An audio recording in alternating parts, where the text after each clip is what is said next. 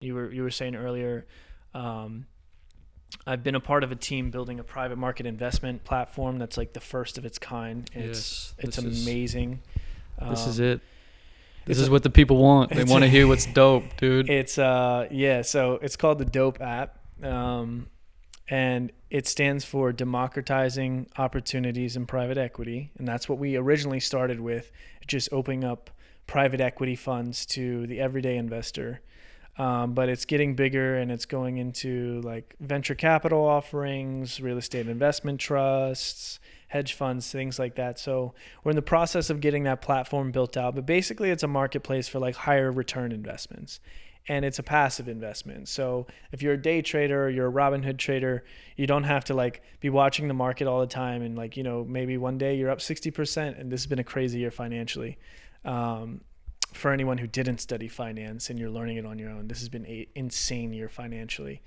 Um, but you don't have to worry about making 60% one day and then losing 90% of your portfolio next month and then trying to gain that back. And I'm not saying that happens to everyone, but with the way things have been going, especially with options trading and all of like the avenues for just an everyday investor to get into the market, and it's investing has turned from um,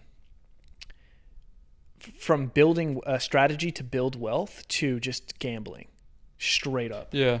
Because people are like, oh, like I might pick the new hot stock. But you have to remember, like in public markets, like the reason that you can make money is because somebody else is losing money. Mm-hmm. And the more, there's a lot of incredible algorithmic trading platforms out there that mitigate your risk. But the more efficient the market becomes, the smaller those gains. And part of the reason that some people have been so successful, well, one, because the markets have gone up since it crashed in March or the end of February. But two, is because like the Dow just reached 30K, which if you don't know what that means, go to Investopedia. Teach yourself something. Like Investopedia is great. Yeah, we used to do that in class. It's really helpful. It's pretty if you're simple like too. Educating yourself financially. But for the Dow to hit 30K and like a lot of people have made money because the market has been going back up, and that dip that was back in February and March, and also just like so much volatility because there's like people on big news networks that are saying like there's going to be a crash soon, and like this is the worst we've ever seen. I keep seeing that everywhere. And a lot of people are like, I'm buying the news, bro. And then other people are just like YOLO. Like I'm gonna buy a Tesla call for like my entire portfolio and just like see if I can get rich. I saw a finance meme the other day that said it was like on a Twitter. It was a screenshot from a Twitter. It was like if you don't know what it means when a stock splits, it's the same thing as when your favorite designer puts their merchandise on sale. Have the same mentality. Yeah. It means a stock is on sale. And I was like, all right, bro. Some people are actually using this as like sound investment advice. Mm-hmm. And like it's just causing anomalies in the market. So that's how some people are able to make money. But if you trade like on bad investment advice, you might trade well for a couple times, but chances are when everything resettles, actually not even chances are, when everything resettles, you'll lose your portfolio. Yeah. And it's just the thing, like you're not invincible. Like even the best traders in the world have lost a lot of money, hundreds of millions of dollars. Yeah. So what we're doing, sorry, tangent. What we're doing is private market investments. So they're nothing that's publicly traded on the NASDAQ, over the counter, Dow Jones, S&P, like none of that. It's all privately held investments. So for example, you want to get in on a venture capital firm that's investing in a startup. You get priority stock, priority securities by investing in their fund, or in private equity. Private equity is a lot of buyouts. So buying a privately held company or a publicly held company, except what's happening is you're making a high yield return every single year over the course of this investment. So you don't even have to worry about like your money is making, you're making a considerable capital gain return, a capital gain yield every single year. So at the end of however long the period of time is that they lock your money up for, it's kind of like a 401k. You just make an investment that's, maybe so it 4 or 5 years. It is a specified amount of time. Yeah, so we're offering liquidity, but there's going to be like some penalty terms. Like if you want to pull your money out, like if you already pledge your capital, which is just committing. For anyone who doesn't know, pledging your capital is committing money towards an investment. So that money will come from your bank account and go into that portfolio where they're investing. But if you absolutely like need to pull your money out, there's going to be a penalty on it. And it's just because once you commit capital, like it's supposed to be committed for maybe 4 or 5 years. And you need the trust of the venture capitalists, correct? That your clients that you're bringing to them. You need the commitment. And we're starting the investment minimum at $10, which is like nothing. Usually minimum. Well, first of all, to get into any private market, you have to be an accredited investor, which is like 200,000 USD income a year or $1 million net worth assets over the course of 5 years consecutively. So nobody, like 5% of the population, less than 5% of the population meets that criteria. So how are you getting around that?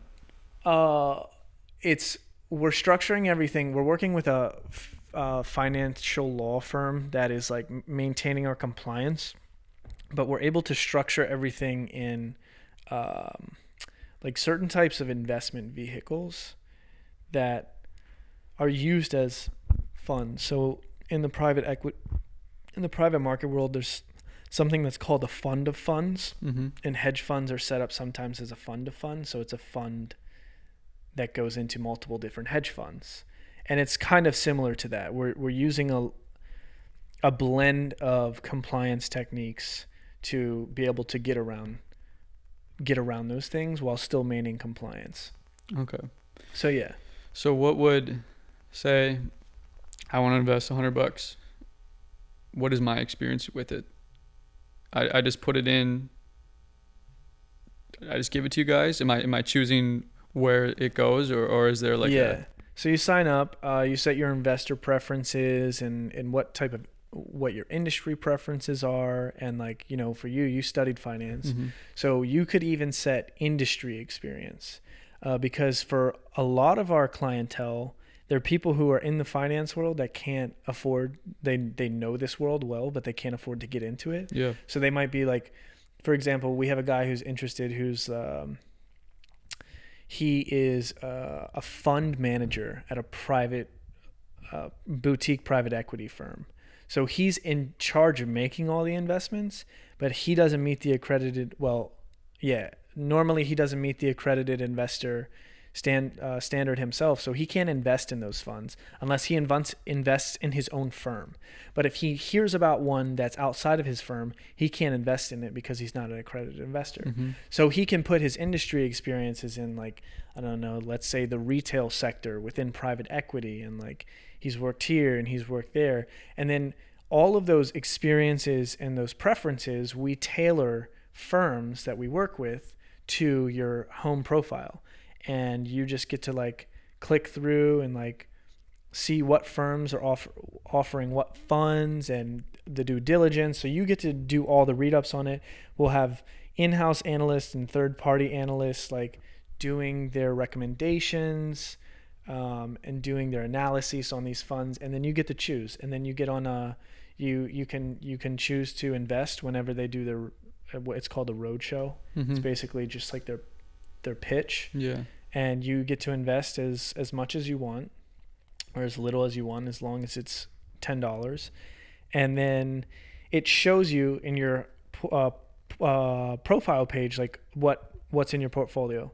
So let's say, for example, like you invested with private equity firm A, fund 2, and you have $10. Your projected yield, you have $10 in that fund. Your projected yield is, I don't know, let's say 13%, and your lockup period is for 5 years. So you're making 13% rather than, like a 5%. Like the average investor and this is like completely averaged out in 2020 as well, the average investor makes about 5% a year. So even if you're making like stellar trades, chances are you're also losing. You're like losing big time. And Yeah, like I've seen both. You average out at about 5%. Yeah. If you just invest in the S&P, it moves anywhere from like 9 to 13% a year. Yeah. So that percentage you're talking is annually though, right? Yeah. And then it compounds. Yeah. And do they get to see? Will it represent their growth throughout that time on their profile? Yeah. It's really cool. Yeah. So you get to see all that. You can pull out your money if you want to. You're gonna get penalized for it. There's no point to pull out $10. $10 is nothing. Yeah. $10 is like a Chipotle meal. You put it away, like, and we're not catering to high school kids who are using their parents' funds, or we're catering to people who are like have a little bit of money to put away, who might be working or they might be interning or something like that. And if you put away, like, say you put away $250 every 3 months, that's nothing for the year. If you're salaried at 60,000, you're putting away 1,000 in investments in the private market. You can still use whatever you want. Most people have $3 or $4 grand in the stock market as it is. So as we grow in awareness and popularity, we assume there'll be a greater growth in investment and things like that. But yeah, we're excited. We're gonna start beginning like just like short post education modules on like what private markets are. Because a lot of people don't know. Yeah, that's a really good idea. And it's interesting because as soon as people are filled in on what private markets provide for an investor, they're like, why haven't I been investing in this before? What are some off the top of your head versus public markets, the best ones? For public markets? No, like comparing private to public markets, what are some of the most obvious benefits to the private? So there's not nearly as much volatility. Your yield is generally higher. So like over the last 10, 15 years, like private markets have way outperformed public markets. And that's even just like looking at like NASDAQ, S&P performance, Dow performance, even though the Dow is doing great. And another thing to think about is like, okay, you're learning about investments. You still want to invest money yourself. Like I still invest money myself. I don't offer investing advice to anyone because that gets like tricky. But I would use this service, but I'd still want to invest some in public markets because I like exercising that ability to invest. But you're putting your money in the hands of somebody who really knows what they're doing. So like they're like a top tier investor. You're saying on your platform, like a private market fund manager is a top tier investor, with the exception of venture capital. But what we're doing is we're offering like higher tier boutique funds, because the mission is not to switch people from public markets to private markets. That's not the mission at all. The mission is to provide everyone a service that they would like to use. And if we're just providing trash funds that are like, oh, we might get your money back in 5 years, like nobody's going to be like, I don't care if I have $10 to invest or not. I'd rather put in Robinhood if I'm like uncertain as to whether I'm going to get my money back. But with well-performing private equity, venture capital funds, there's definitely a risk-reward ratio, but you're putting your money in the hands of people who really know what they're doing, and they're high-quality investors. They're not like your average Joe who's like, let me show you how to make $20,000 in options trading on Robinhood, who might be making money off of like their career, your movement. And that's how a lot of people make money. They make money off of the volume of their viewers. They're like, oh, 10 a.m. on Tuesday, we're going to be investing however much money you have. You have 3.1 million viewers. Oh, I just bought a whole bunch of puts. And they do it. So they just follow. Of course they're making $50,000 on those YouTube videos. Like your money is contributing to the movement. So this is really, private markets are really about bettering business. And we're invested in bettering business.